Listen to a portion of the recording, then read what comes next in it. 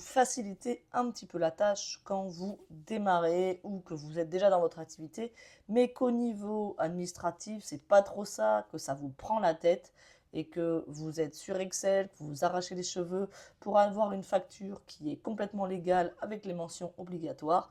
Je me suis dit, si je faisais une petite vidéo pour vous donner 3 outils qui vont vous permettre de facturer sereinement vos clients.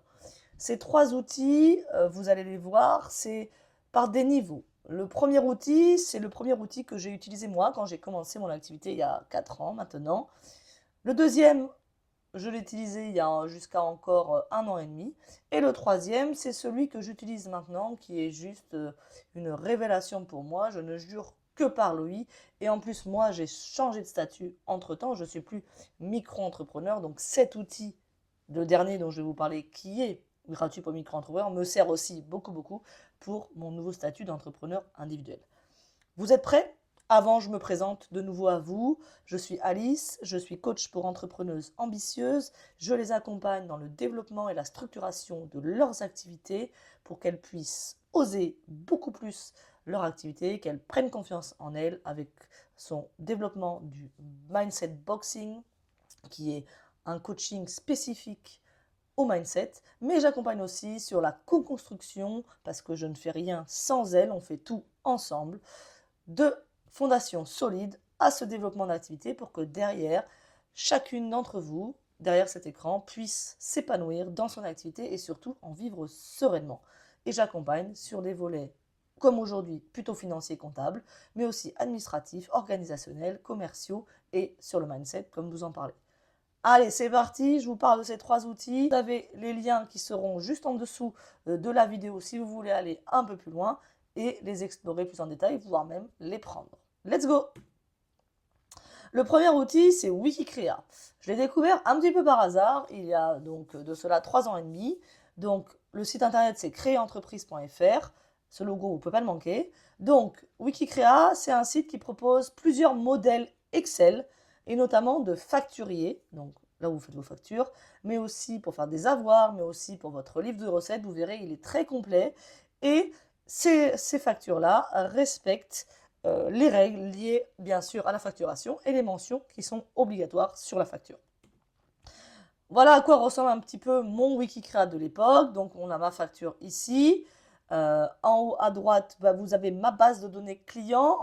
Et aussi, j'ai une liste de tous mes produits. Vous pouvez y mettre votre logo, votre adresse, tout est personnalisable. Voilà pour le premier.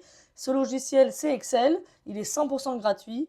C'est vrai que moi, je l'ai arrêté parce que visuellement, c'est moins attractif. Et puis, je commençais à avoir beaucoup de clients et beaucoup de produits, comme vous le voyez. Donc, ça devenait un peu plus complexe.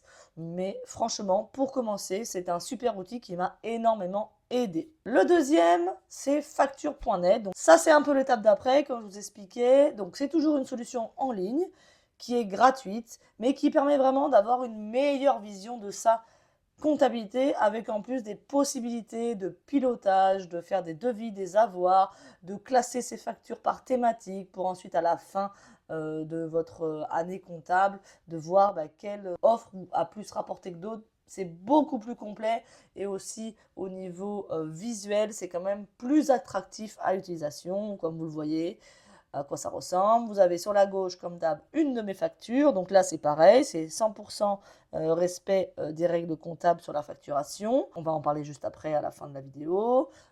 On peut mettre ses couleurs. Donc là, j'avais mis mon bleu. On peut mettre son logo. Et voilà, à droite, comment ça se présente un petit peu. On peut voir toutes ces factures. Vous voyez les fameux tags en dessous. Qui vous permettent un peu de classifier vos entrées d'argent. Et aussi, vous avez un listing de clients qui est bien plus simple. Vous pouvez dupliquer des factures et vous avez une page de pilotage qui vous dit au mois de juin, vous avez fait ça, vous avez fait autant de factures, telle facture a été payée, non payée, on le voit en haut, facture provisoire, finalisée, encaissée, à encaisser. C'est donc plus, en termes de pilotage, on est bien mieux et en termes de visuel et d'interface, c'est aussi un peu plus simple d'utilisation. Et le dernier, je ne jure que par lui, c'est Indy. Indie.fr. Attention, je suis obligée de vous prévenir, aujourd'hui Indie n'est pas encore valable pour les personnes qui seraient en BIC. Donc si vous ne savez pas ce que c'est le BIC ou si vous ne savez pas si vous étiez en BIC, je vous invite à checker la vidéo à ce sujet que j'ai fait il y a quelques semaines et que vous avez le lien qui apparaît juste au-dessus de nous. Ce logiciel Indie.fr, c'est gratuit pour les auto et les micro-entrepreneurs. C'est la même chose, mais pour les micro-entrepreneurs. Mais c'est vraiment le niveau du dessus, encore mieux que Facture.net et bien mieux que Wikicrea, car il permet un pilotage de sa comptabilité. Vous pouvez l'associer à votre compte bancaire professionnel, ça c'est quand même sacrément sympa. Vous pouvez mettre tous vos justificatifs de recettes et d'achats justifiés à chaque ligne comptable. Vous avez les dépenses ou les recettes qui se catégorisent au fur et à mesure seules grâce à une intelligence artificielle. Et vous savez surtout un support SAV qui est génialissime. Et bien sûr, il propose le classique, les factures, le devis et les avoirs. Donc à la fois un logiciel de gestion comptable, et encore on reste sur quelque chose de plutôt ergonomique, simple à comprendre, et bien sûr à la fois tout l'aspect facturation, devis, avoir. Vous verrez, c'est vraiment sympa. Il intègre aussi la TVA automatiquement. Bon, vous verrez, c'est plutôt cool.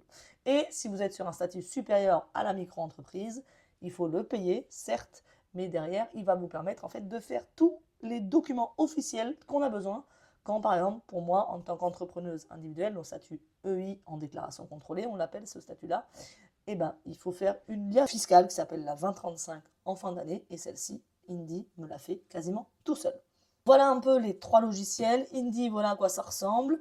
L'une facture ici, ce qui est vraiment intéressant, c'est ce que vous voyez en haut à droite, c'est la catégorisation de mes dépenses. Vous les voyez ici, elles sont catégorisées. Quand il y a le petit truc vert, c'est qu'il y a le justificatif que j'ai associé, sinon non. Je peux ajouter des dépenses de l'extérieur, même si elles n'ont pas été sur mon compte. Bref, c'est génialissime. Et derrière, vous avez aussi mon pilotage avec mes revenus, mes dépenses et mon résultat, parce que moi, je suis assujetti au résultat sur ma fiche d'imposition à la fin de l'année. Voilà un peu les trois outils que je peux vous proposer. Vraiment, ils sont très progressifs par rapport à votre niveau. Si vous avez vraiment envie de consolider dès le début de super bases comptables et de gestion financière, comme ici où il y a un peu plus de pilotage et on prend vraiment du recul sur sa comptabilité et sa gestion, je vous invite très honnêtement à aller directement sur Indie.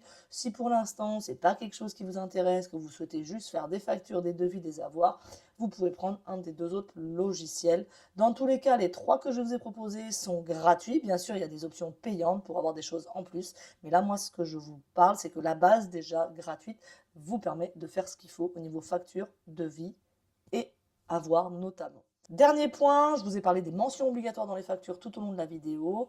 Sachez une chose, c'est que une facture, elle est obligatoire à partir du moment où vous faites payer 25 euros. Enfin, jusqu'à 25 euros. Après 26 euros, la facture est obligatoire. J'entends trop de personnes aujourd'hui qui me disent je n'ai pas de facture parce que le client ne me l'a pas demandé. Peu importe que le client vous l'ait demandé ou non, bien sûr si vous le demandez, vous le faire, mais il vous faut vraiment vos factures pour toutes vos recettes, pour les justifier en cas de contrôle fiscal et même pour faire le point sur votre situation, savoir ce que vous encaissez, ce que vous décaissez et quelle est votre trésorerie là-dedans. Je vous ai fait une vidéo à ce sujet-là il y a quelques temps sur les points administratifs qui sont obligatoires et importants pour moi et je vous reparle de tout ça, donc je vous invite vraiment à la checker. Elle sera en lien à la fin de cette vidéo aujourd'hui, donc juste après ce dernier slide. Donc les mentions obligatoires, je ne vais pas toutes vous les faire, mais le numéro de la facture, il faut que les numéros se suivent.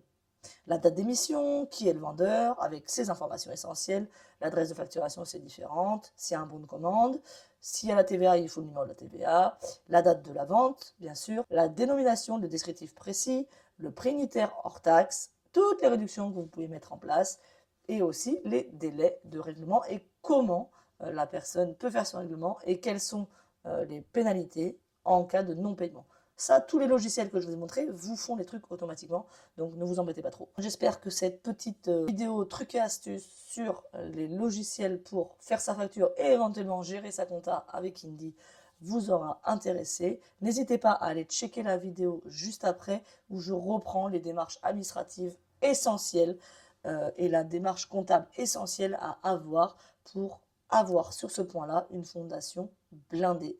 parce qu'une fondation financière, comptable, administrative blindée fait que derrière, votre activité, eh ben, elle sera beaucoup plus sereine. Merci à vous et à très vite.